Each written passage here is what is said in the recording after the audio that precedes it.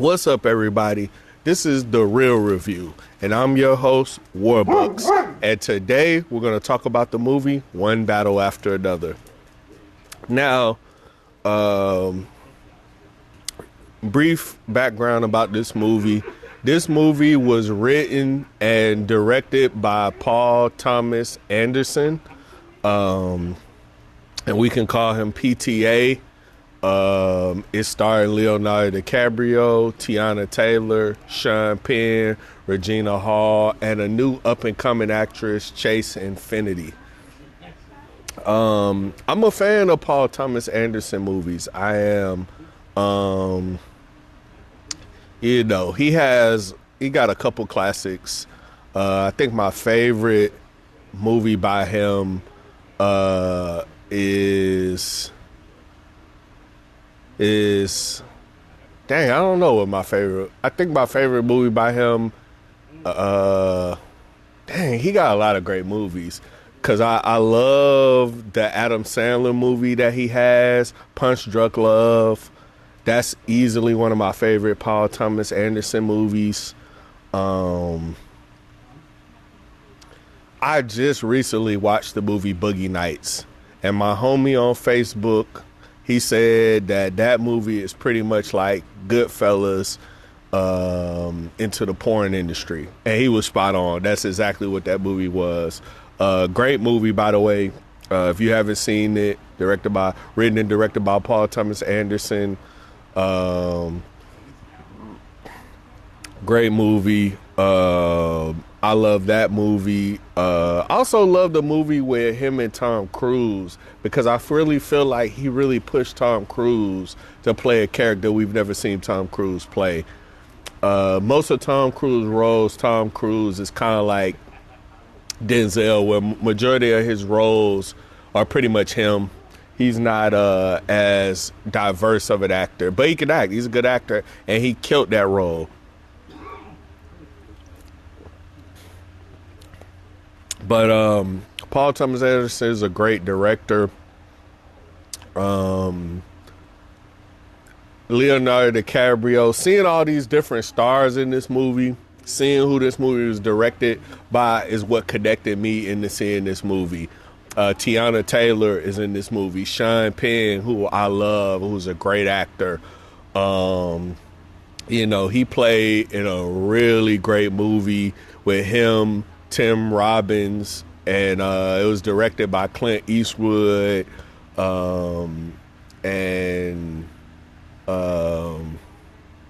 It's just a really, really great movie. Sean Penn is just a really, really great actor. And shout out to his brother Chris Penn, who is also an actor as well. So this movie was starred a lot of stars that kind of made me want to see this movie, and it was written and directed by Paul Thomas Anderson. I heard great things about this movie. The first time I actually heard about this movie was on Joe Budden's podcast. He said it was probably one of his favorite movies of this year. I think he said it was his favorite movie of this year. And so it's one of my favorite movies of this year as well. Don't really got much background except that. I guess we just gonna get straight into it then. So the movie is about a bunch of freedom fighters called French 75. They're very left field freedom fighters. I think they're fighting for the rights of black people in this country, and they feel like they're being done wrong.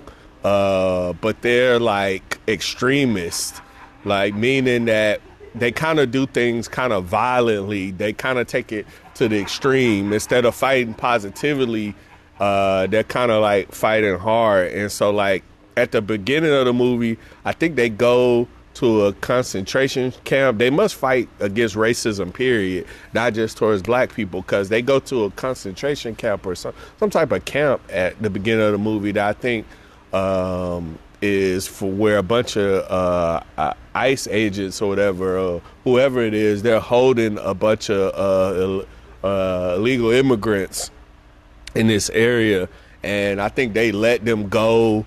They blow a bunch of stuff up, at the beginning of the movie. In this scene, Tiana Taylor goes off by herself. Tiana Taylor kind of is running things. She kind of leading the whole rebel. She kind of leading this portion of the French 75. She takes charge. And so she goes in by herself and she runs into this agent that's there. She catches him with a gun and she kind of humiliates him sexually. She tells him with the gun to get his hands up. Then she tells him to get his, his genitals up. And so she says, you get that up too. So I was like, I remember when I was watching this movie, I was like, what the heck is going on here? This is just so weird. And so she tells him to get that up too. And then, she kind of sexually humiliates him. I think she handcuffs him or something. And then she kind of after sexually humiliating him, she runs off and she meets Leonardo DiCaprio that same night at the concentration camp, and they kind of partnered up together because he's part of this same little streamless group, French 75 as well, and they go off and they get in the car together, and she was like, "You think he might like me, y'all?" She was like, "You like black girls?" And he was like, "Of course I like black girls." And then they start kissing. And so before he get in the car, Leonardo DiCaprio yells out something NWA or something before he gets in the car. I feel like he literally improvised that scene because he's known to improvise scenes very, very well. He is very comical. I remember he improvised a scene in Quentin Tarantino's movie, Once Upon a Time in Hollywood, where he had to go in the trailer and give himself a hard time about messing up the scene. He's really good at that. So when he yelled out that scene for getting the car, I was like, there's no way Paul Thomas Anderson wrote that scene. He 1,000% improvised it. So he yells that out. He gets in the car. They kiss. They drive off. And then they showed him doing a bunch of random jobs, blowing a bunch of random stuff up. Tiana Taylor telling him, let's have sex while this thing blows up. Like, just wild and living life free. French 75, living life on the lam. In the middle of one of the jobs they're doing, Tiana Taylor gets caught by Sean Penn's character, which, remember, she saw him earlier at the beginning of the movie and she sexually embarrassed him, and so she kind of teases to have sex with him if he'll let her go, and he agrees. They go to the hotel room and she does all this wild shit in there, wild stuff in here, handcuffs.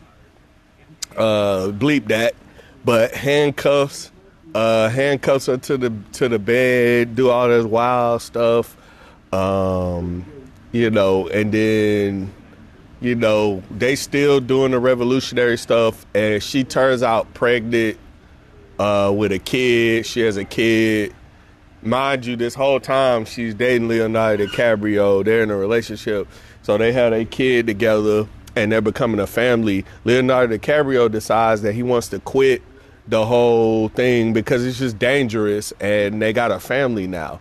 But Tiana Taylor is saying all this crazy, wild stuff that don't even make sense. Talking about, no, she gonna stay doing the revolution. She pissed off. The baby top showed the baby crying. She just don't get it. He tries to get her to hold the baby, but she don't listen. She goes back out and keeps doing the revolution. And she goes and robs a bank. The girl gets up on the counter. She's like, yo, the P-U-S double Y word. She walking up on the counter. Has power, and is killing it. And so, you see this right here. This is power. They robbing a bank. It was just a really great scene. Very interesting to see these black women kind of taking power, taking control in this movie. I thought it was very interesting. They robbing a bank, and so they started running. They being chased. Tiana Taylor, she gets caught doing this bank robbery, and they threaten her. They tell her to give up the rest of the members of the French 75. She goes and she becomes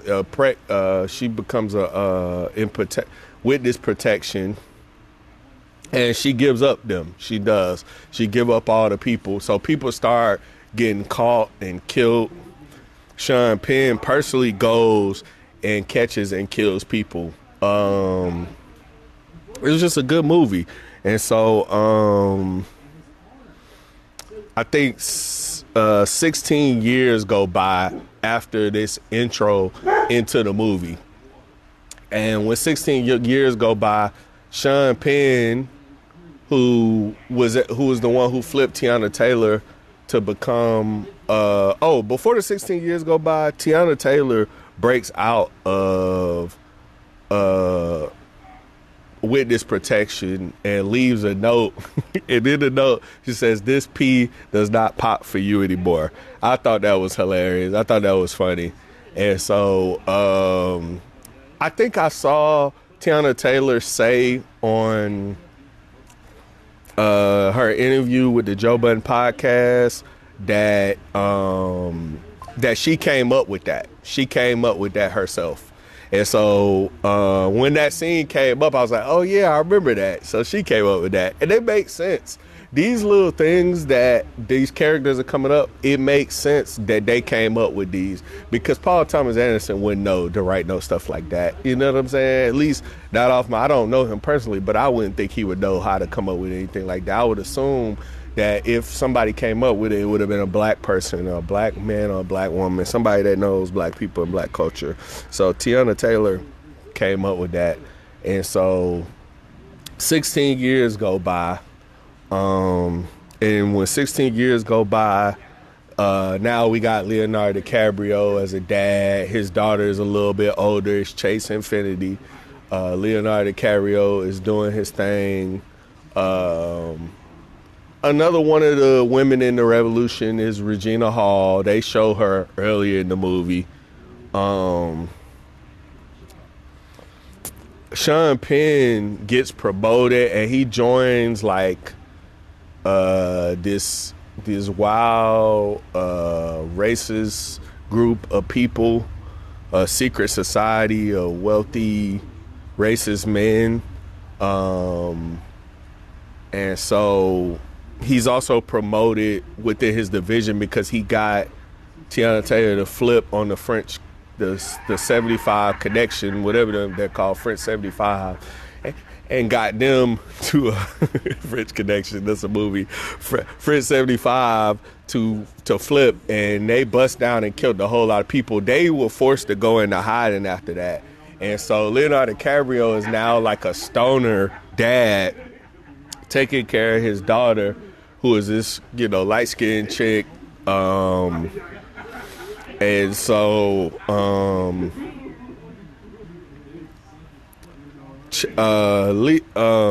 and Sean Penn, I'm just trying to establish where these characters are now 16 years later. He's promoted and he's part of this big secret organization. So I believe that his daughter is in karate classes. He's very protective over her. He's paranoid. He's stoner. He gets high all the time. So it kind of makes him paranoid to think that stuff is going on, that people are always hunting them. So they're always in hiding. I believe they're under a whole nother name now in a whole nother area. I think that word gets out that Sean Penn might have a mixed daughter out there. I had already kind of assumed that might be his daughter when this movie started because of what happened. It wasn't really a big twist to me that that's probably his kid. But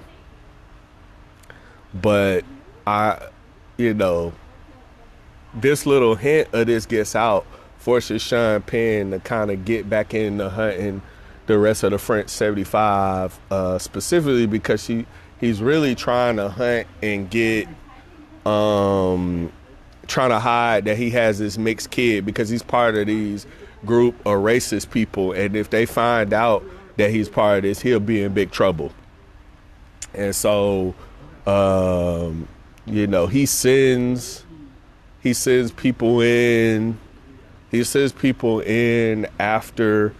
Now, remember, Tiana Taylor, she escaped with this protection 60 years ago. They hadn't really showed her at all or told what happened to her at all after she escaped with this protection. But I know that Leonardo DiCaprio's character has his daughter in karate classes. He's paranoid. He's struggling, having problems with his daughter. I think her and two of her friends, they go out and leave, and they go to the prom. And so Leonardo DiCaprio trying to learn pronouns of the friends. It's like all types of little comical things going on. But, I think they capture one of the guys from the French 75. They capture him. Now, I think the organization of people that the secret society, they tell Sean Penn not to go down this road, but he ignores them and sends people to catch people. And they catch one of the guys in the French 75. And he sends out a stress signal to all the other members in the French 75 when he gets caught. And so I'm assuming he might have snitched a little bit because they caught him, but he sent them a warning so they can get out of there in time. They call Leonardo DiCaprio, and he escapes through a contraption in his basement. While he's on the phone with the French 75, he's contacting them, but he can't remember the password because he's been getting stoned for 16 years. And so this is pretty comical scene of him trying to contact them.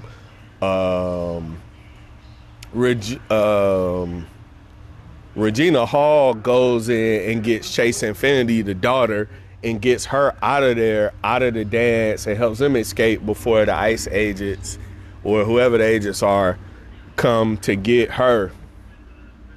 And so they're questioning her friends. Her friends are lying and not saying where they are. They don't know. Technically, they don't know where she really is anyway. But they know more than what they're leading on. And they're questioning them. Leonardo DiCaprio goes to his karate instructor to get help from him, and he's looking for weapons. Leonardo DiCaprio is just in full comedic mode. I kind of feel like this comedic character that he's pulled out his bag is very similar to the unhinged character he had in Once Upon a Time in Hollywood. He has like this unhinged comedic type character that he's more recently pulled out his bag. Leonardo DiCaprio is a great actor. He has like so many different little roles that I've seen him play and pull off that are very versatile, like Calvin Candy in Django Unchained. But this is one of his newer roles I've never seen him do before.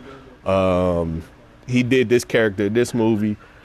I kind of got into a back and forth with some people that tried to tell me this is not the same type of unhinged type character that he played in Once Upon a Time in Hollywood, but nah, it kind of is. It is.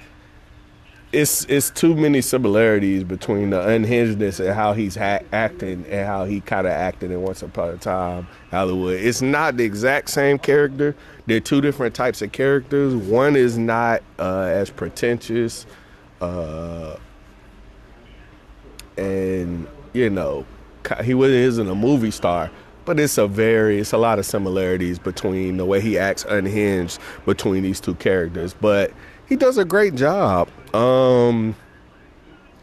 acting in this movie, playing this character, but it's not nothing we've never seen before. People try to act like Leonardo DiCaprio was doing something amazing in this movie that we've never seen before. We've seen Leonardo DiCaprio play this type of role before.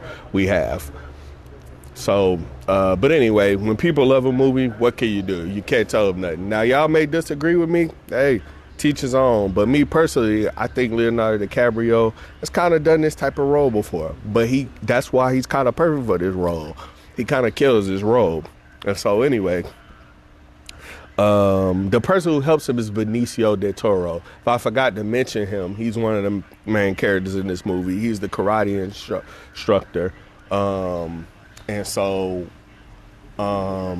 in that movie, in the time period between them sneaking out and leaving the thing, you find out Benicio del Toro is kind of like a general that runs a whole underground little society for Spanish people that kind of escape through the Underground Railroad. Like, he has like different passageways, underroad ways to get people out that are illegals. And so he helps Leonardo DiCaprio by taking him to this place. He also, in the process of them doing that, he reveals to Leonardo DiCaprio that his daughter has a phone. She's not supposed to have a phone because he's paranoid. They remember they were on the run. They were part of a society that were doing illegal things that was against the law, that was against the government at the time.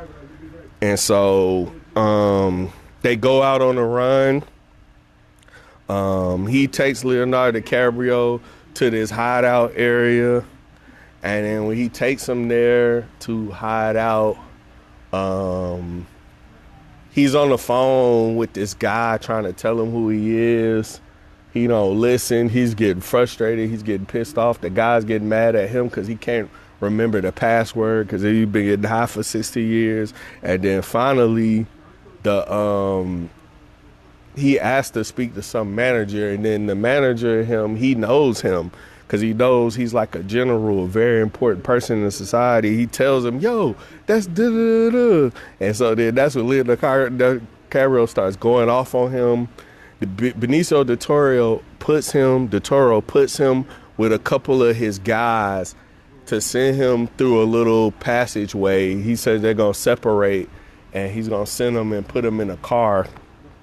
And so he goes with them, and they jump across the roof. When he jumps across the roof, he falls in between the roof and falls on something, hurts himself, and then he gets caught by ICE agents who are cracking down on a bunch of, illegals and capturing them.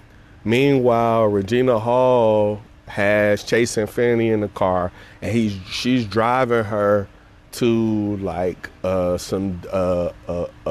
place where there's like a group of women, like nuns or something, a bunch of black women. They're like a defense underground system of people part of the French 75. And so, she's telling her about her mom, telling her that she was like this big, great soldier within there that helped them. But she doesn't tell her the truth, that her mom ended up being a snitch and all this other stuff. And so, Leonardo DiCaprio and Benicio del Toro, Leonardo DiCaprio gets caught by the ICE agents. He gets put in he gets arrested, and then he gets put in jail. Then while he's in jail, there's like some Spanish people in there that kind of work with Benicio del Toro, and they kind of help him get out and escape. He escapes, he jumps out, he gets in the car with Benicio del Toro, and Benicio del Toro starts driving, and they're driving, and so they're on the road. They're kind of heading to go get Chase Infinity, the daughter, who is at this place full of nuns. Sean Penn and his people, I think they track the daughter's phone because she lied to Regina Hall and didn't tell her she had it on her. And when Regina Hall finds it, she throws it out. She tells her she should have told her about that. And so they kind of track where the last place they saw the phone at. and then they track it to the place where the women are, and then they go in with a bunch of men, kill a bunch of people. They catch Regina Hall. They try to get her to talk, and then they capture the daughter.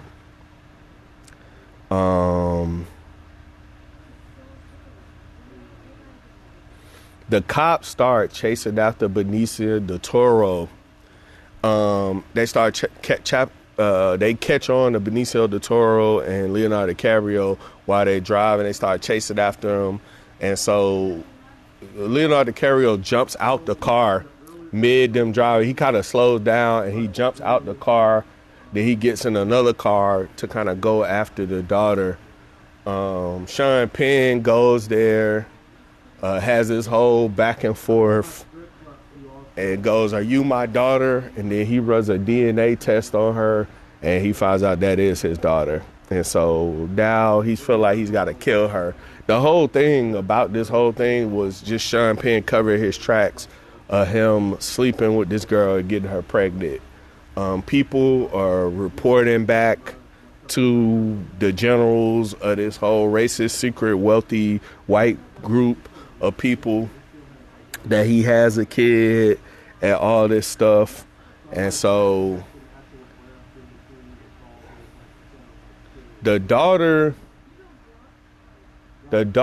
gets taken to this place